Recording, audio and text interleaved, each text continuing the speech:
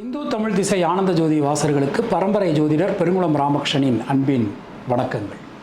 23 ஜனவரி 2025 வியாழக்கிழமை முதல் 29 ஜனவரி 2025 புதன்கிழமை வரையிலான இந்த காலகட்டத்திற்கான பொதுவான ராசி பலாபலன்களை பார்க்கலாம். அதற்கு முன்னாடி இந்த காலகட்டத்தில் இருக்கக்கூடிய பஞ்சாங்க விசேஷ தினங்களையும் கிரக நிலவரங்களையும் கிரக மாற்றங்களையும் நாம் பார்த்துடலாம்.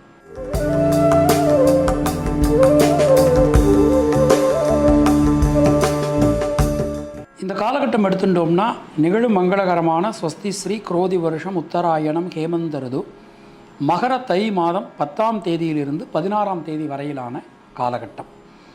23 ஜனவரி வியாழக்கிழமை அன்றைக்கு திருநீலகண்டர் தாயுமானவர் குரு பூஜை, 24 கரிநாள், 25 சனிக்கிழமை ஏகாதசி. சனிக்கிழமையும் ஏகாதசியும் சேர்ந்து வர்றது அன்றைக்கி தான் வாஸ்து பூஜை. காலையில் 10:06 10:42 வரைக்கும் நமக்கு அந்த செங்கல் வைக்க வேண்டிய நேரம். 26ஆம் தேதி ஞாயிற்றுக்கிழமை இந்திய தேசத்தின் குடியரசு தினம். 27 ஜனவரி திங்கட்கிழமை மாத சிவராத்திரி மகா பிரதோஷம். 28 செவ்வாய்க்கிழமை அன்றைக்கு போதாயன அமாவாசை. 29 புதன்கிழமை அன்று தை மாத அமாவாசை திருவோண விரதம். இதுதான் இந்த காலகட்டத்தில் இருக்கக்கூடிய பஞ்சாங்க விசேஷ தினங்கள். கிரக நிலவரங்களை நாம் பார்த்துடலாம். ரிஷப ராசியில் குரு பகவான் வக்ரலமையில், மிதுன ராசியில் செவ்வாய் வக்ரலமையில், கன்னியா ராசியில் கேது, துலா ராசியில் சந்திரன், மகர ராசியில் சூரியன் புதன், கும்பராசியில் சுக்கிரன் சனி, மீன ராசியில் ராகு என கிரகங்களுடைய சஞ்சாரமானது அமைந்திருக்கிறது. 23ஆம் தேதி இரவு 9:59 விருச்சிக ராசிக்கு சந்திர பகவான் மாற்றம் பெறுகிறார். 26ஆம் தேதி காலையில் 7:56 தனுசு ராசிக்கு சந்திர பகவான் பெயர்ச்சி அடைகிறார்.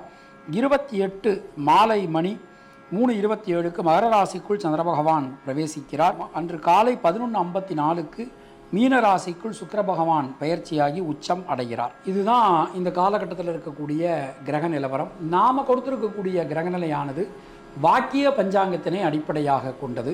உங்கள் ராசிக்கான பலாபலன்களை பார்க்கும்போது விதி மதி கதி என்று பார்த்து கொள்ள வேண்டியது. அதாவது லக்ன ரீதியாக ராசி ரீதியாக உங்களுடைய ஜனனகால ஜாதகட்டத்தில் சூரியன் எந்த ராசியில் இருக்காரோ அதுதான் கதி. அது ரீதியாக நீங்கள் பார்த்து கொள்ள வேண்டியது. மேலும் உங்களுடைய ஜாதகப்படி உங்களுக்கு என்னென்ன தசா புத்தி நடக்கிறது, தசாநாதனுடைய சாரம் என்ன, அவருடைய ஆதிபத்தியம் என்ன, பார்வை என்ன, அதற்கு தகுந்த மாதிரி பலன்களையும் பரிகாரங்களையும் பார்த்து கொள்ள வேண்டியது, செய்து கொள்ள வேண்டியது. இனி உங்கள் ராசிக்கான இந்த காலகட்டத்திற்கான பொதுவான பலாபலன்களை பார்க்கலாம்.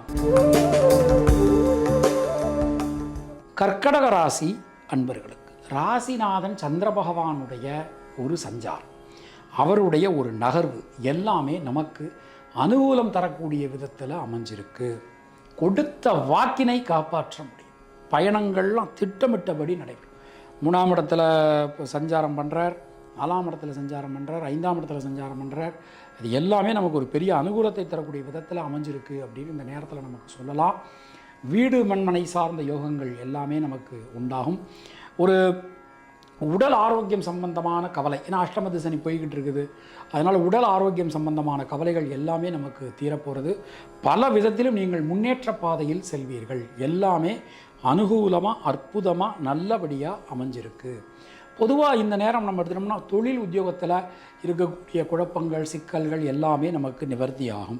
ஒரு விஷயத்தை எடுத்துக்கிட்டிங்கன்னா அந்த விஷயத்தை ஸ்திரமாக அழகாக அற்புதமாக நீங்கள் செஞ்சு முடிப்பீங்க. அந்த அளவுக்கு நமக்கு நேரம் ரொம்ப ரொம்ப நல்லா இருக்குது. கர்க்கடக ராசியில் பிறந்த பெண்களுக்கு வீடு மண் மனை சார்ந்த யோகங்கள் உண்டாகும். மாணக்கர்களுக்கு எடுத்த விஷயத்தை ஒரு பாடம் எடுத்தீங்கன்னா அந்த பாடத்தை அழகாக அற்புதமாக நீங்கள் செஞ்சு முடிப்பீங்க. புனர்பூசம் நட்சத்திரத்தில் பிறந்தவர்களுக்கு தொழில் உத்தியோகத்தில் நல்ல மாற்றங்களை நாம் எதிர்பார்க்கலாம்.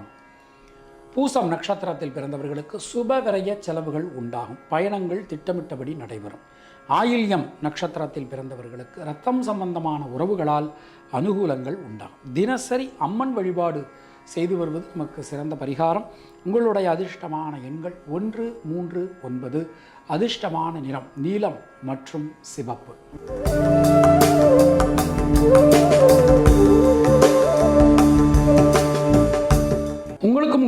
குடும்பத்தினருக்கும் இறைவன் நீண்ட ஆயுளையும் நல்ல ஆரோக்கியத்தையும் வழங்கட்டும் என இறைவனிடம் நான் வேண்டுகிறேன், பிரார்த்திக்கிறேன், ஆசீர்வதிக்கிறேன்.